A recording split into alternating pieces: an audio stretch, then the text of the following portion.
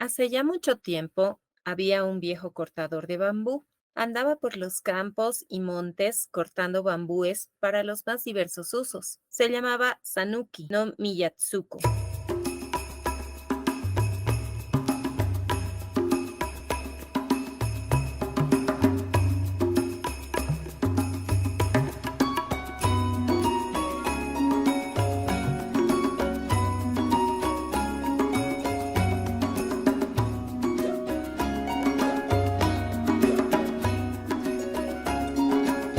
Un día encontró un bambú cuyo pie resplandecía. Intrigado, el viejo se aproximó y vio la luz que provenía del interior de una sección del tronco. Al cortarlo, halló a un ser humano del tamaño de 3 pulgadas sentado con una gracia sin igual.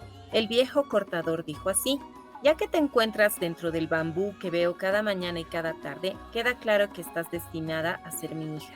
Y se la llevó a casa en la palma de la mano. La confió a su anciana mujer para que la criara. Su encanto era infinito. Como era tan pequeña, la cuidaron metida en una cesta de bambú. Este es el fragmento inicial de Taketori Monogatari o el cuento del cortador de bambú, popularmente conocido como el cuento de la princesa Kaguya. Taketori Monogatari fue escrita en el siglo IX de nuestra era, en caracteres kana, es decir, los silabarios que fueron creados específicamente para el idioma japonés como alternativa a los kanji, adaptaciones de los hansi provenientes de China, que eran de uso exclusivo y excluyente de varones nobles y eruditos.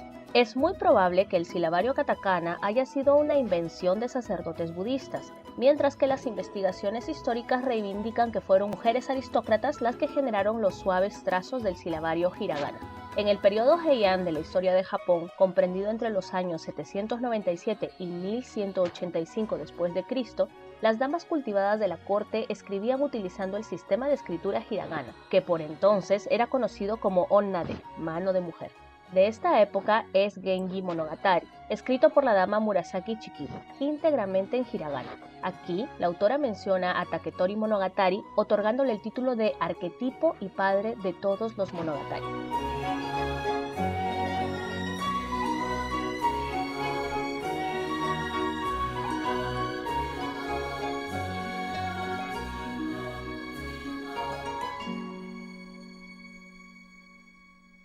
El cuento del cortador de bambú ha cautivado al público a lo largo de los siglos, generando narraciones alternativas, leyendas y adaptaciones en el teatro, el cine, el manga y el anime, en torno a la hermosa princesa que nació de un tronco de bambú. Y esta es también la historia que tomó Isao Takahata, de Estudio Ghibli, para realizar el largometraje Kaguya Hime no Monogatari, que fue estrenado el 23 de noviembre del año 2013.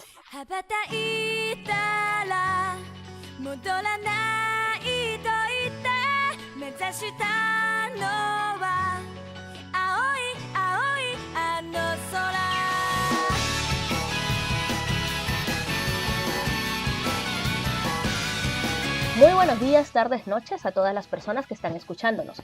Sean bienvenidas y bienvenidos a un nuevo episodio del podcast de Mama Otaku, un espacio en el que hablamos de manga anime, cómics, novelas gráficas, literatura, películas, derechos humanos y maternidad. Por fin nos hemos atrevido a abordar una película de culto no solo para los seguidores de Estudio Ghibli y de la animación japonesa, sino para las personas que aprecian el cine y el arte de las narraciones animadas. Kaguya Hime no Monogatari o El cuento de la princesa Kaguya, último largometraje dirigido por Isao Takahata.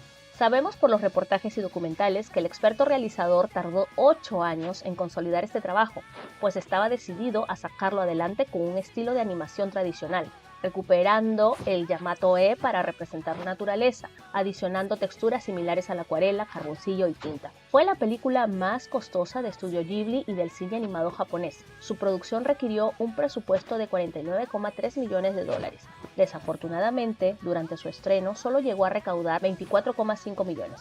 Esto, sin embargo, no perjudicó su valor, pues fue exhibida en festivales de cine recibiendo muy buenas críticas. Obtuvo 20 nominaciones a importantes premios internacionales, todos en la categoría de Mejor Película Animada. Kaguya Hime es el nombre que la niña recibe de un sacerdote y significa la princesa resplandeciente del flexible bambú. Hasta entonces había sido llamada Takenoko, brote de bambú, por sus amigos en la montaña donde creció. Al llegar a la adolescencia, la princesa es llevada por sus padres adoptivos a la ciudad. Esto, poco a poco, la sume en una profunda tristeza. ¿Hasta qué punto Kaguya tenía la capacidad de buscar su felicidad? ¿Podía rebelarse a la voluntad de sus padres? Para conversar sobre estos y otros temas nos acompaña mi amiga, lectora, aliada otaku, madre, psicóloga y escritora Karen Beizaga Abularach. Karen nació en La Paz, Bolivia. Se apasionó por la lectura desde que aprendió a leer. Por eso se considera a sí misma, antes que nada, lectora. Estudió psicología en la Universidad Católica Boliviana. Trabaja como planificadora de proyectos sociales enfocados en el desarrollo de niñas, niños y adolescentes que han perdido el cuidado familiar o que están en riesgo de perderlo. La escritura es una actividad de la que se escondió por mucho tiempo, pero por fin en 2022 publicó el libro de cuentos En Tránsito, con la editorial 3600. En la actualidad se encuentra escribiendo otro libro de cuentos y una novela, así que debo agradecerte doblemente el tiempo que estás dedicando al programa. Bienvenida, Karen. Muchas gracias, Ángela. Es un placer para mí estar contigo en esta linda tarde de sábado y también decirles buenos días, buenas tardes y buenas noches a todas las personas que también están viendo o escuchando Mamá Otaku. Es un placer para mí estar aquí. Es recíproco.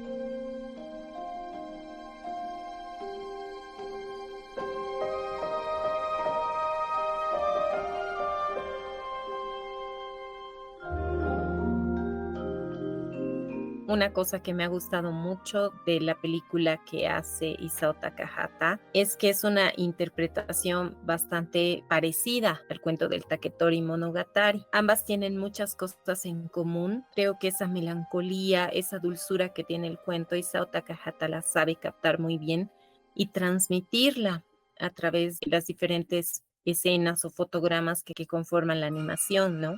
Además, la forma en que transmite esta dulzura, esta melancolía, es rescatando aspectos culturales de la época, ¿no? La forma de transmitir las imágenes que tenían en la época, como tú mencionabas el Yamato-e, ¿no?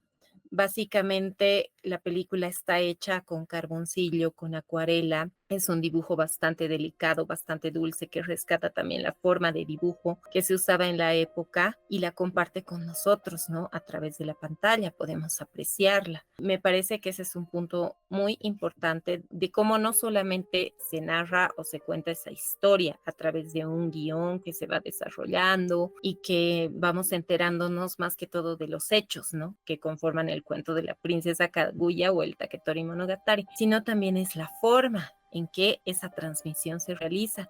Y este es un aspecto que a mí me parece bastante importante, ¿no? Porque a través de cada fotograma, de cada escena, cada secuencia que se va dibujando, se transmiten las emociones del personaje. Está elaborado desde una estética del afecto, ¿no? Porque ahí nos va mostrando los diferentes sentimientos que va teniendo Kaguya a lo largo de la historia. Por ejemplo, hay una parte donde ella se encuentra muy triste y muy enojada con el tema de los pretendientes que están yendo a la casa y hacen fiestas y quieren casarla. Entonces quiere volver al lugar donde ella inicialmente vivía, que era el campo, donde ella se sentía feliz, estaba tranquila y pasó una infancia muy, muy feliz junto con sus amigos, amigas y un amigo especial del que también la princesa se enamora, ¿no?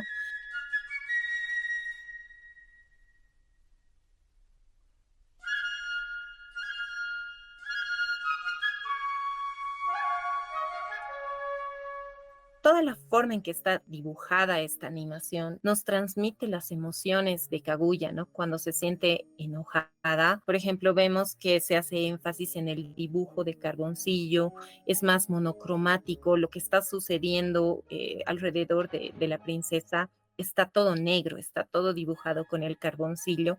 Entonces, no solamente sentimos empatía o nos dejamos llevar por la historia que estamos viendo, ¿no? Sino que este ver de la historia también se transmite a través de la forma en que está dibujada.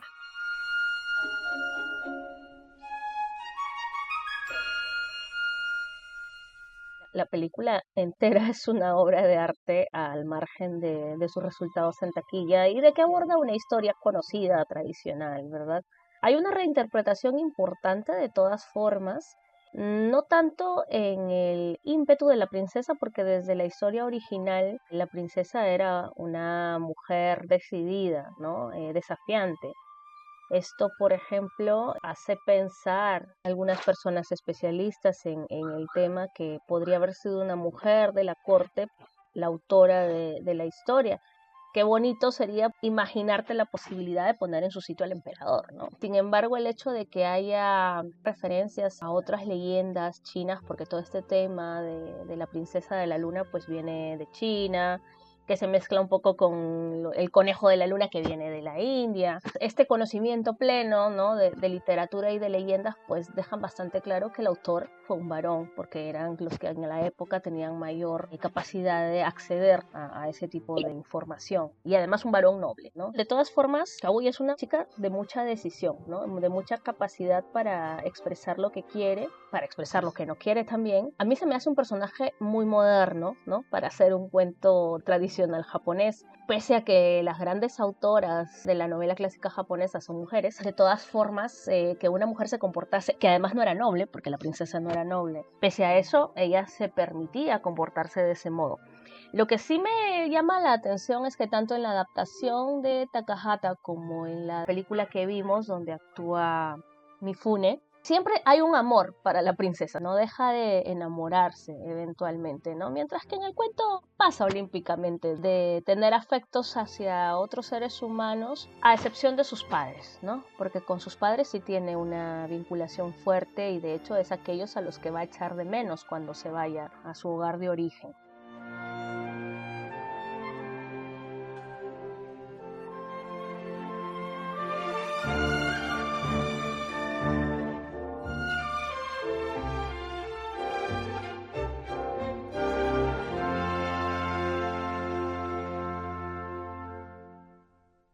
El cuento del Taketori Monogatari, como lo mencionabas en un principio, dicen que es el primer cuento de ficción que se encuentra en Japón, que nace de una leyenda, se combina con historias de la China principalmente, de la India decías tú, pero es un cuento de ficción porque ahí tú ya ves la interpretación de un narrador omnisciente que está ahí contándote la historia, pero que también puede usar muchas ironías cuando se está refiriendo, por ejemplo, el tema de los pretendientes que quieren casarse con Kaguya. Se desarrolla el personaje de la princesa, pero no es un personaje tan desarrollado como lo es, por ejemplo, en la película de Isao Takahata.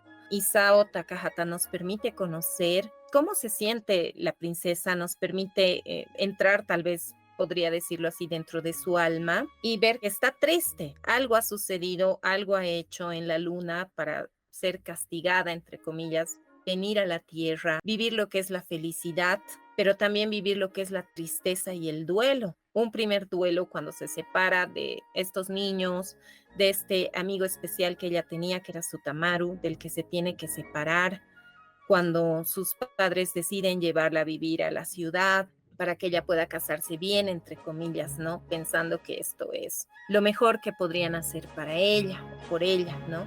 Entonces, toda esa situación de duelo, de separación, la vamos acompañando con esas imágenes hermosas, vamos conociendo cómo se siente a través de esas imágenes hermosas, la acompañamos en la vida que tiene en la nueva casa que le construyen en la ciudad, acompañamos cómo, entre comillas, aprende a ser una mujer, porque le enseñan, le contratan a una maestra para que ella aprenda cómo debería ser una mujer correctamente en Japón en esa época, con el fin de ¿qué? De casarse bien, para tener el estatus que ella no tiene por nacimiento, ¿no?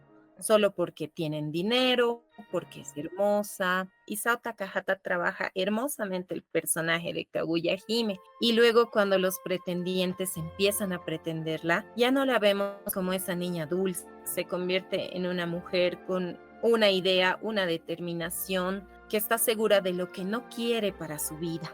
Es también muy hermoso cómo los padres pueden ponerse en el lugar de ella, ¿no? Y a pesar de que, no sé, la sociedad tiene ciertas normas, ciertas reglas que esperan que Kaguya Hime cumpla, También son capaces de confiar en su buen juicio y apoyarla en esto que ella quiere hacer, ¿no? Que es, por ejemplo, la búsqueda de cosas que va pidiendo a los pretendientes para elegir un marido adecuado. Y vemos toda esa melancolía y esa tristeza con la que ella vive. Y no comprendemos por qué, pero luego nos enteramos de que tiene que regresar del lugar de donde vino y que esto se dará próximamente, ¿no? Todo el mundo trata de retenerla y ella también quiere quedarse. Ha conocido la alegría, la felicidad, ha conocido el amor de un padre, de una madre, el amor, digamos, de pareja, y también ha conocido la tristeza. A pesar de ella tener la oferta de una vida eterna, su corazón se vuelca a esa finitud de la vida que hay en la tierra, pero que a su vez es rica en emociones.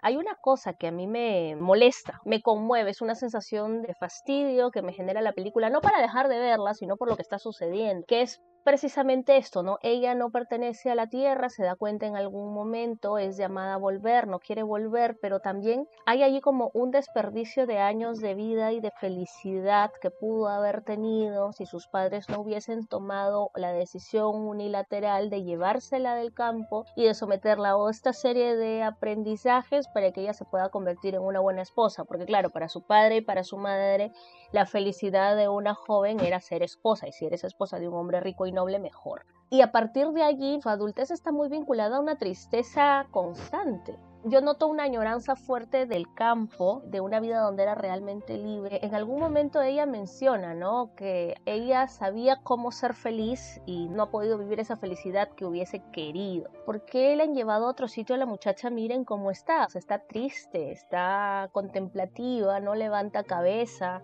se revela con ira, obedece a sus padres, pero no está bien. Así, con esa tristeza, ¿no?, con ese llanto constante, la encuentra el momento en que tiene que irse. La creencia que tenían justamente los padres, y sobre todo el padre, porque el padre es muy vehemente con eso, la mamá es un poco más comprensiva, ¿no?, más empática con ella y todo esto, pero la creencia de que si tienes los bienes materiales, si tienes el dinero, si tienes el estatus, deberías ser feliz. O sea, ¿qué te puede faltar estando en esta situación que te estamos obsequiando? Interpretar que el bambú les da dinero precisamente para convertir a la muchachita del campo en una princesa y no sencillamente para mejorar su calidad de vida, para tener una buena alimentación todos y a lo mejor invertir en la misma comunidad. No, se la tienen que llevar porque el bambú quiere que aprincesemos a esta muchacha y que le demos una vida noble, ¿no? Y ella es infeliz. Desde que es sacada del campo, el pequeño brote de bambú empieza a ser infeliz. Realmente es como si tuviera un cuadro depresivo, un cuadro de depresión mayor, ¿no?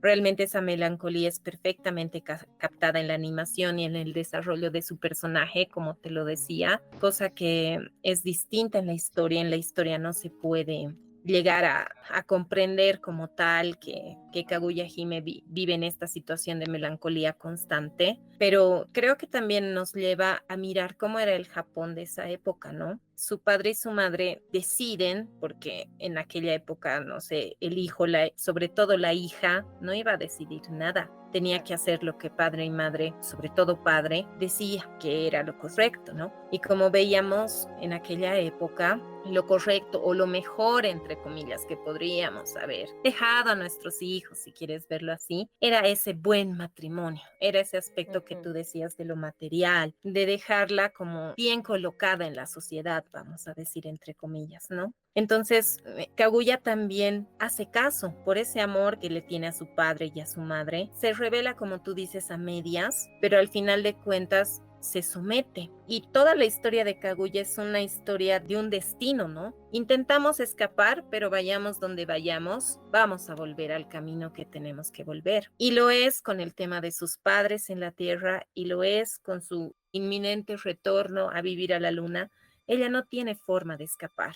Es como vernos a los seres humanos, como seres humanos con un destino ya hecho, visto, ¿no? Y que toda la felicidad, la alegría u otras emociones que vamos a ir teniendo a lo largo de nuestras vidas son efímeras, porque al final vamos a morir.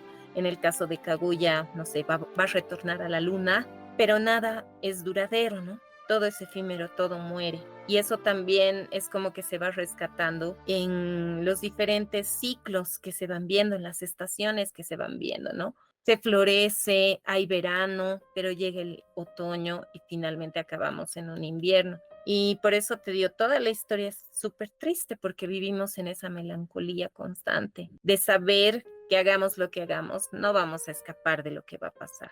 Y no solamente no vamos a escapar, sino que tampoco nos podemos permitir vivir con alegría en el tiempo que tenemos disponible hasta que suceda lo irremediable.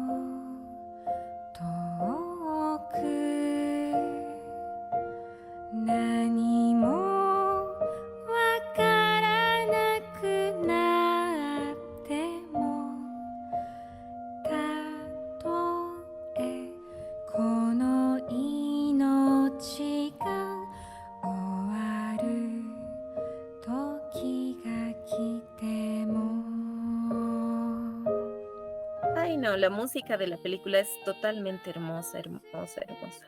Esta vez Takahata sí trabajó con Yoe Hisaishi para la musicalización, porque normalmente él era muy autónomo en la búsqueda de sus soundtracks, y de hecho él a veces trabajaba en las traducciones de algunas canciones. Por ejemplo, la versión de Lo que será será de Mis vecinos los Yamada, sé que la hizo Takahata, pero acá recurrieron al compositor estrella de Ghibli, el que siempre hizo las bandas sonoras de Miyazaki. Sí, recurren y les sale perfecto. No sé, no podría imaginármela de otro modo, es totalmente perfecta. Tal vez sería interesante hablar cómo esta historia de la princesa Kaguya se ha constituido desde tiempos inmemoriales en parte ya de la memoria, diremos, global, no sé cómo decirte, japonesa primero, y a través de la animación ha pasado también a formar parte de lo que es nuestro conocimiento global. Creo que si le preguntamos a cualquier persona en cualquier parte, no sé, tal vez conoces la historia de la princesa Kaguya, tal vez no la conoce como tal,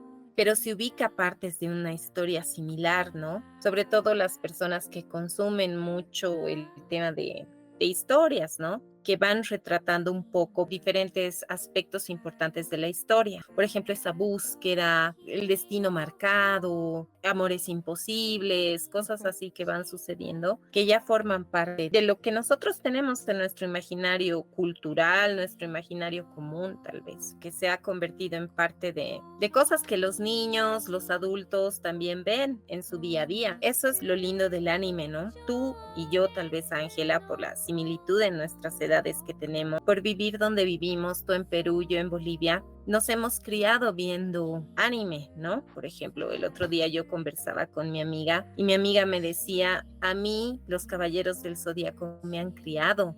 Y los valores que yo tengo, porque mis padres trabajaban, yo tenía que quedarme en mi casa haciendo mis tareas, etcétera, y lo que hacía era ver la televisión cuando acababa de hacer mis tareas, y lo que veíamos era Saint Seiya, ¿no? Caballeros del Zodiaco. Entonces, esos valores, ese tipo, no sé, de chicos que resisten todo, que son valientes, que, no sé, la amistad es lo máximo y no hay nada más. Nos hemos criado así, ¿no?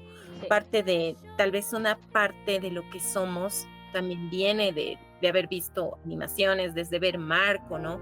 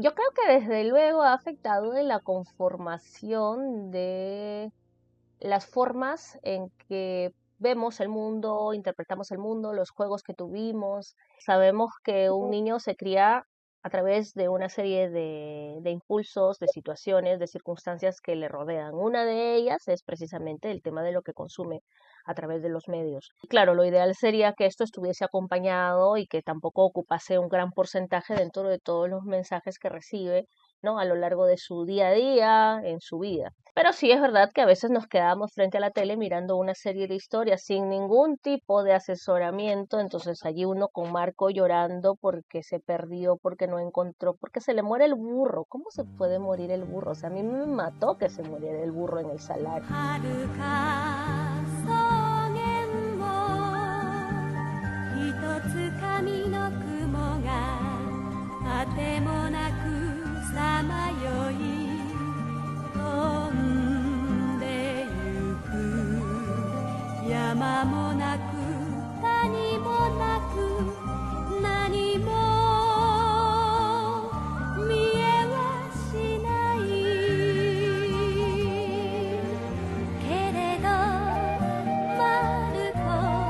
Y eso fue Takahata también, mira cómo nos ha dañado este hombre. El señor Takahata, lo queremos mucho, que en paz descanse, pero no tendría que haber matado al burro. Ver todo esto fue terrible, ¿no? Y ahora lo vemos y es así como, no te vayas, mamá, no. Yo creo que hay un tema formativo en el dolor que es muy japonés y por eso es que todos estos dibujos de adaptaciones de novelas clásicas dirigidas a niñas y niños tienen una finalidad didáctica, o sea, te cuentan la historia, entonces tú la conoces, la identificas, podrías buscarla y leerla, podrías reinterpretarla, pero además estos remesones de dolor que suceden constantemente ha de ser una forma que se tiene como válida para que la gente aprenda. De hecho, por una tarea estoy volviendo a leer Full Metal Alchemist y una de las primeras cosas que se dicen en la historia es que necesitas un poco de dolor para aprender, para interiorizar, para comprender algún tipo de dolor, algún tipo de sacrificio. Entonces, las series de televisión que están dirigidas a niños tienen dolor. Ahora tal vez no, se han puesto un poco más soft. Ahora ya el protagonista no muere, ni sus amigos, ni sus amigas. Sin embargo, en los años 70 el protagonista moría, su madre podía morir, podía haber un accidente, sufría muchísimo, podía ser víctima de trata, podía ser abusado, podía ser menospreciado, discriminado.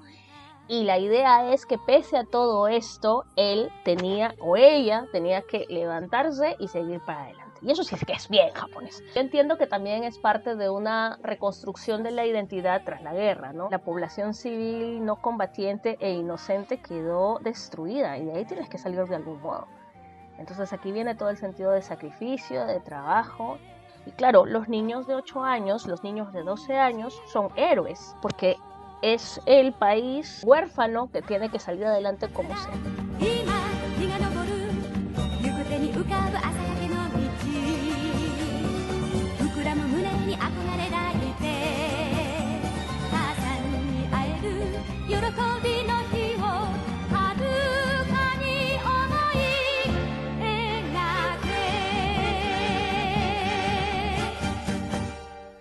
Ver estas historias, la animación también te genera mucha empatía, porque al final no solo la animación, una película, etcétera, se puede constituir en una herramienta a través de la cual tú puedes ponerte en el lugar de esas otras personas que están sufriendo, como en el caso de Marco, que es un niño migrante que está sufriendo, que está sin cuidado de su madre ni de su padre. Es un niño que está viajando, que está solo, que está desprotegido, y que también requiere personas que puedan, de algún modo, aunque no sean su familia, brindarle protección, ¿no? Ahorita que has tocado este tema, yo quisiera hacerte una pregunta como psicóloga. El hecho de que estas piezas audiovisuales o libros o novelas te puedan ayudar o puedan servir como herramientas para mostrarte una realidad y generar algún tipo de vínculo. Somos mujeres adultas que hemos disfrutado de esto, hemos podido mantener una afiliación muy positiva con el anime porque nos ha hecho bien en algún momento de la vida, como habría sido un libro, como habría sido una palabra adecuada, ¿no? Ves reflejada tu situación en alguien que es igual de raro que tú. Esta mañana hablaba, por ejemplo, con una activista autista de eso, ¿no? De pronto encontrar a alguien que es tan raro, entre comillas, como tú, reflejado en un personaje, y eso puede salvarte la vida. Si bien la intencionalidad del entretenimiento no es formativo, una vez que sale al aire se puede convertir en cosas súper buenas o cosas súper malas. Entonces, ahora sí aterrizo en la pregunta. El valor formativo del anime. He escuchado a psicólogas que te dicen que a veces los niños se refugian en esto porque algo está mal en su realidad y lo que hay que hacer es resolver la realidad. De eso no me queda ninguna duda. Pero restarle la posibilidad de seguir observando una historia que le satisface, que le hace sentir incluido dentro del mundo, que le hace aprender valores, quitárselo porque podría distorsionarle su idea de la realidad o acompañarlo. ¿Cómo usarlo? ¿Dejarlos solos? ¿Estar allí como madre, como padre, como adulto cuidador? ¿Cuál sería lo recomendable? Teniendo en cuenta que para nosotras, o sea, tanto para ti como para mí, estas piezas no son solamente entretenimiento puro y duro. Aparte que son soft power japonés, que tampoco podemos pretender que no lo son, ¿no? Usualmente lo que hago yo con mis hijos o lo que hacemos es verlos juntos, ¿no? Porque realmente el gusto que ellos también tienen por ver anime lo han sacado tal vez de mí, ¿no? Creo que la primera película que les hice ver a los dos fue Mi vecino Totoro. Ellos también ven Demon Slayer, Kimetsu no Yaiba, pero ven acompañados, ¿no? Por el mismo hecho de que a veces hay escenas de violencia o suceden cosas, etcétera. Lo vemos acompañado, lo discuten, preguntan cosas, ¿por qué esto es así? O hablamos, pucha, qué triste historia, ¿cómo le pasó esto a este demonio? Ahora entiendo por qué es así, ¿no ve? Never had that many friends growing up, so I learned to be okay with just me, just me, just me, just me, and I'll be fine on the outside. En el caso, me acuerdo de Mi vecino Totoro, su mamá que estaba enferma, los chicos me acuerdo que me decían, va a morir, o sea, estaban muy preocupados, desarrollan la empatía, hablamos de muchas cosas cuando vemos anime y lo vemos juntos, ¿no? Es el entender de que dependiendo de lo que va pasando, no todo es real, pero nos remite a una sensación, nos remite a sentimientos que tenemos, a cosas que tal vez no se pueden hablar. Por ejemplo, cuando veíamos el recuerdo de Marnie, ¿no? Era esta parte donde Ana no está bien con su madre de acogida, pero viaja aquí al pueblo con la tía y conoce a Marnie, etcétera. Es discutir de por qué no podía hablar, de por qué ella se sentía de este modo con su mamá, si aparentemente su mamá era buena. O sea, siempre estamos hablando de estas cosas, ¿no? Realmente creo que el anime sirve como un canal para hacerlo. Es como un estímulo que tú puedes usar para discutir temas que quieres hablar tal vez intencionadamente o que lo eliges como entretenimiento, y a partir de esa hora y media que has pasado divirtiéndote viendo un buen anime, surgen temas de los que puedes discutir, ¿no? De los que puedes hablar. Sí lo usamos tanto para entretenimiento como para hacer algo de manera más intencionada, ¿no?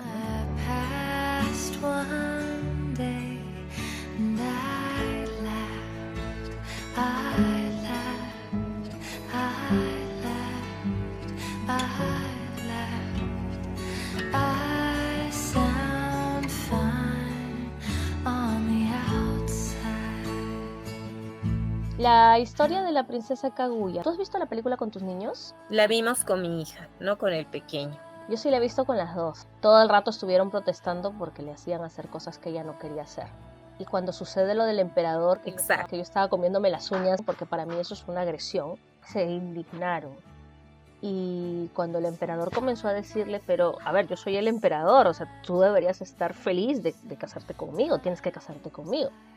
La pequeña, la de 5 años, Empezó a gritar, eso no lo decides tú, eso lo tiene que decidir ella. La misma reacción tuvo mi... ¿Y por qué ella tiene que hacer eso? ¿Y por qué no la dejan decidir? ¿Para qué tiene que casarse? Déjenla en paz. No entiendo así. Esto no tiene sentido, básicamente. Ese es el espacio para explicar las costumbres, ¿no? En el Japón de la época sucedía esto. Antes también aquí en Bolivia la vida era así. Tú no podías escoger.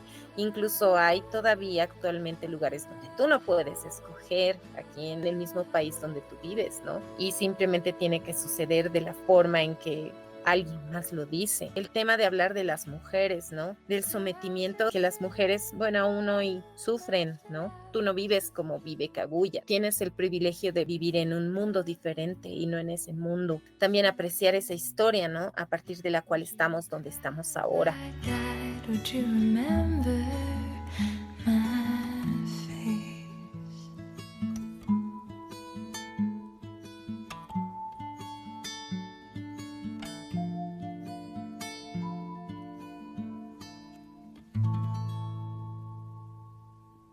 Only for love.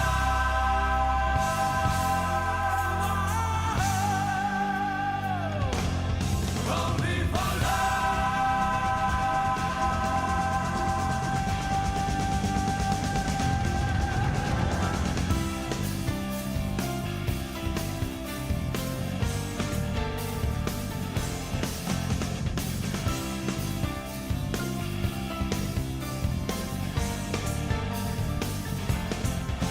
Eso creo que llama particularmente la atención en niños que no están criados en la obediencia ciega.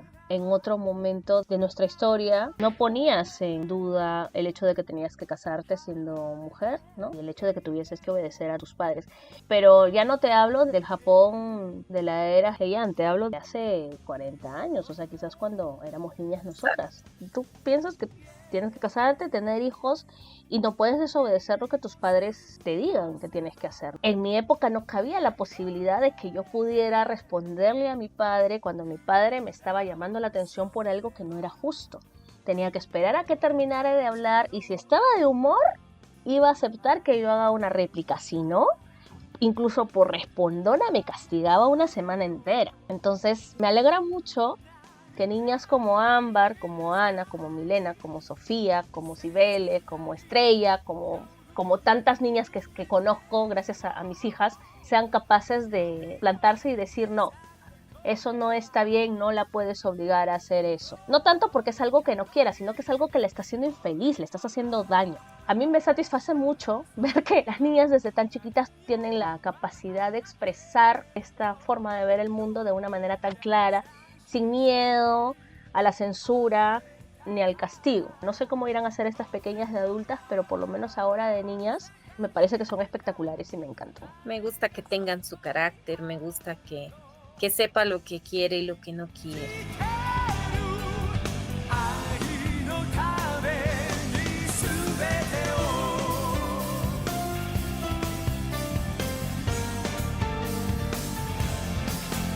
Yo quisiera cerrar solo invitando a todas las personas que nos ven, que nos escuchan, si no han visto la película, que la vean. Y bueno, si la han visto, no sé, saber también, supongo que en los comentarios puedan poner qué les parece, qué opinan de todo esto que hemos conversado, qué otras cosas también han visto ellas y ellos en esta película, ¿no? ¿A partir de qué edades recomendarías que lo vean los niños y cómo debería ser esta visualización?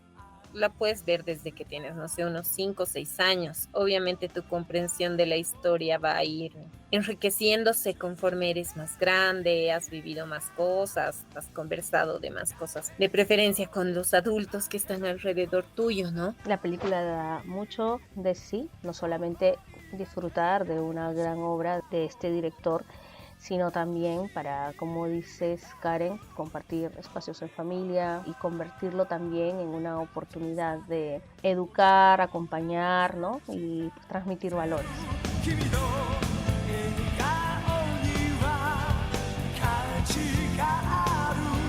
Gracias a todas las personas que nos han acompañado hasta aquí.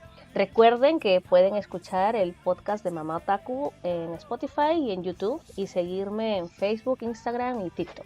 Karen, antes de despedirnos, quisieras por favor que nos digas cómo podemos leer o adquirir En Tránsito.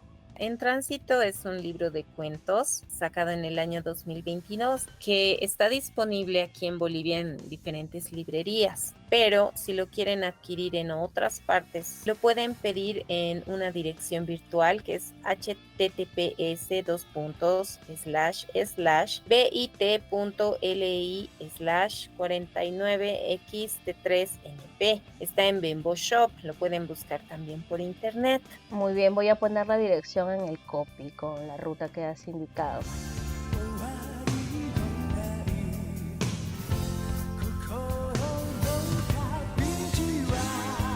Querida Karen, te doy nuevamente las gracias por haber aceptado la invitación a este espacio y deseo de verdad que pronto podamos contar con las nuevas obras que estás preparando.